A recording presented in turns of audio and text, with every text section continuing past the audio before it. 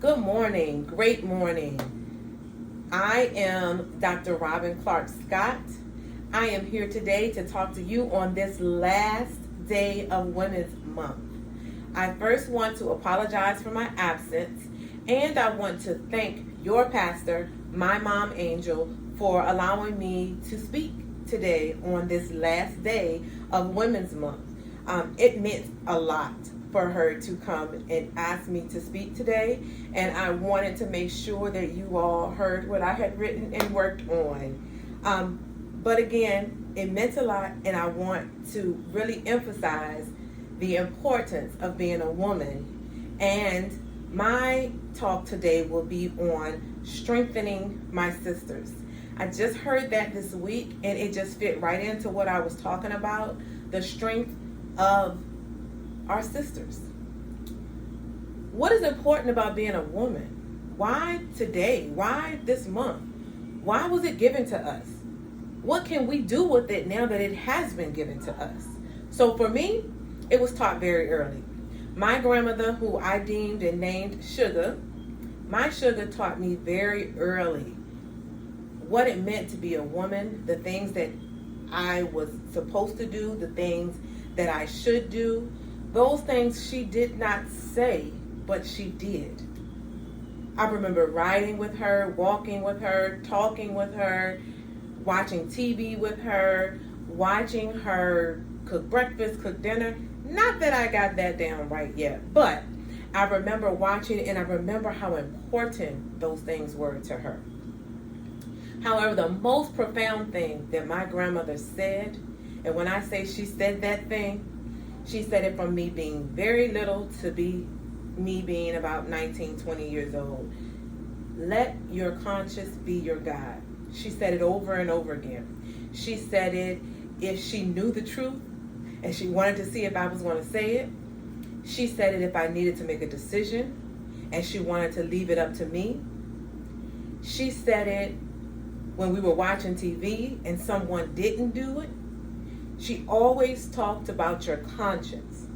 To this day, to this very day, when something comes up, when I need to make a decision, or when I don't do the right thing, because we all slip up, I can hear her saying, let your conscience be your guide.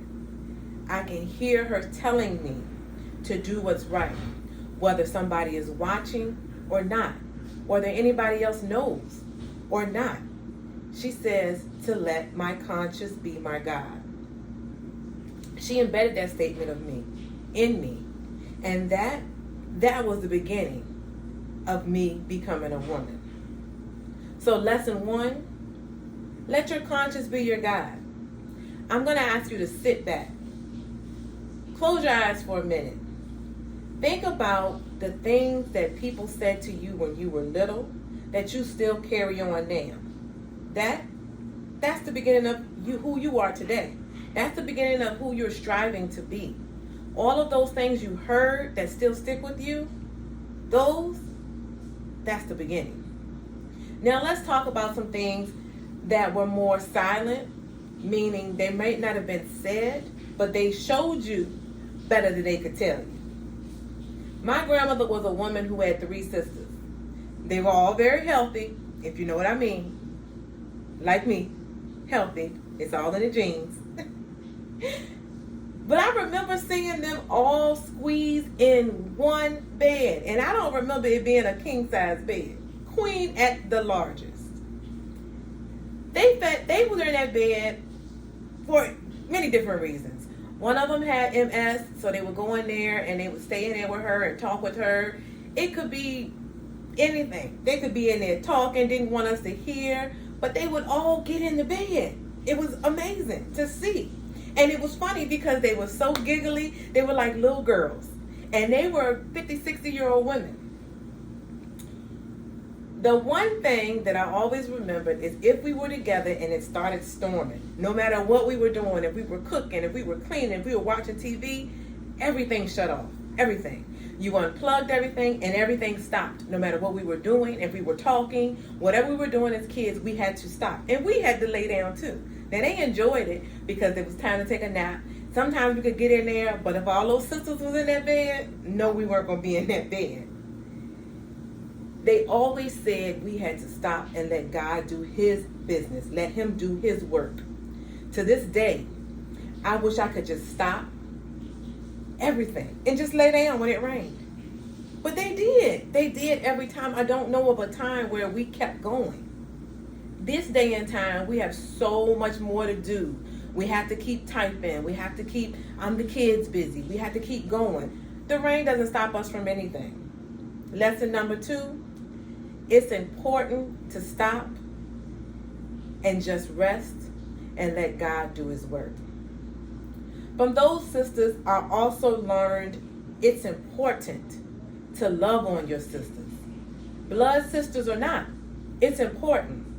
When no one understands you, your sisters will. My mom, she shared a very big part in this too. She has a brother that we all know. She loves her brother. However, I watched close how she was with her first cousins and how they loved on each other from where I was really little to now. I watched how she created friends, a social group, and they had a lot of great times. And how not even a month ago, those same sisters who had their social group, who did things together, who did things in the community, they got together to support one of theirs in the death of her husband. They were still giggling and smiling and taking pictures. The same sisters that weren't related by blood. The same sisters who have been there for each other, I know, over 30 years ago. The same sisters. Lesson 3, love on your sisters. Next, my auntie, who since I can remember has been teaching me everything from the basics of education to writing to math to the geography. She's a teacher, and as you see, it has happened to me. Now, I went to a private Catholic school where I can remember every nun from 1st to 5th grade.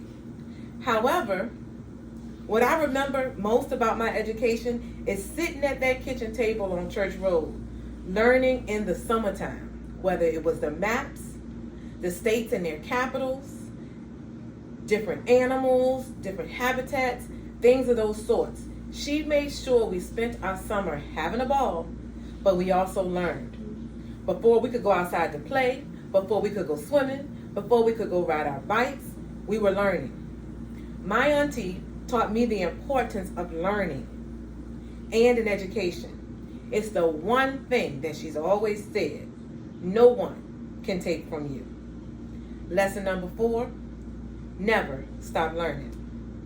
This leads me to my last lesson, my mother. Whew.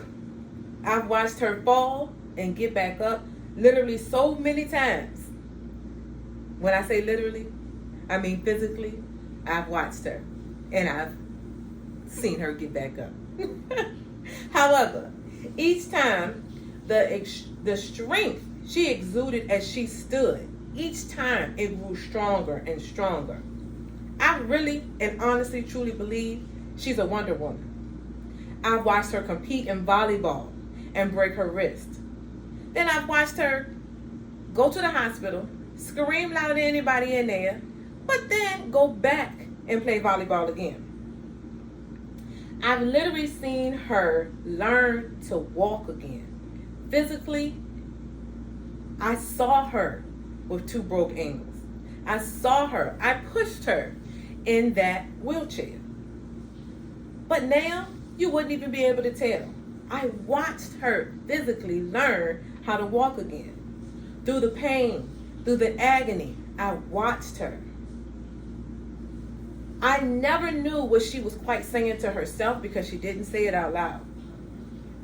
But what I did see was a constant rise, a strength that was from within. She rose above all that she was to do. She continued on and on and on through trials and tribulations, through fighting at work, through becoming the first female black 14 at Fort Lee, over and over and over and over again. Just things just kept popping up.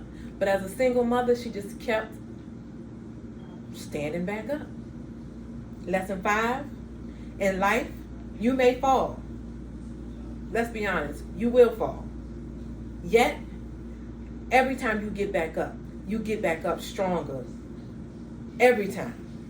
Not one time, but every time. You get back up stronger than you were before. Now, this all leads back to my whole focus on Women's History Month. Think back on all the strong women in your life. Think about all the things that's taught you how and what you hold on to now. I challenge you to be that woman the next generation remembers. We have to be the next generation of young ladies. We have to stand tall and carry ourselves with pride and dignity. We have to challenge ourselves and challenge our young ladies to be better. We have to teach them what it is to have a conscience, how to stand and hear God's voice, to know what is right, and to understand it doesn't matter if anybody else knows it or not. To be right within yourself and with God is first and foremost. We, including myself, have to show the next generation while we must work hard, we also need to play hard and rest to rejuvenate. It matters. We have to show them it's not always about finding a good friend, looking for someone to be a good friend to you. It's about loving on those who show up for you. It's about being that sister. It's about you being that. We have to push our young ladies to learn to get an education. It's important. Remember, knowledge is power. Last but not least, teach our young girls to never be afraid to try. You may fall, but the get up will be monumental. I have some gifts for everyone today. They're little bags, and I want you to read them because you are enough. You are enough for the next generation. We are enough to build what our ancestors, our family, our grandmothers, our mothers gave us. We have to give to the next generation. So I'm giving today. Read and think about what I said today. All 5 lessons. Lesson 1, let your conscience be your guide. Lesson 2, it's important to stop and rest. Lesson 3, love on your sisters. Lesson 4, never stop learning. And lesson 5, in life, you may fall, but the strength it takes to get up is what matters, and you're going to get up. I thank you. I appreciate you listening today, and I wish you all a blessed week. Thank you again.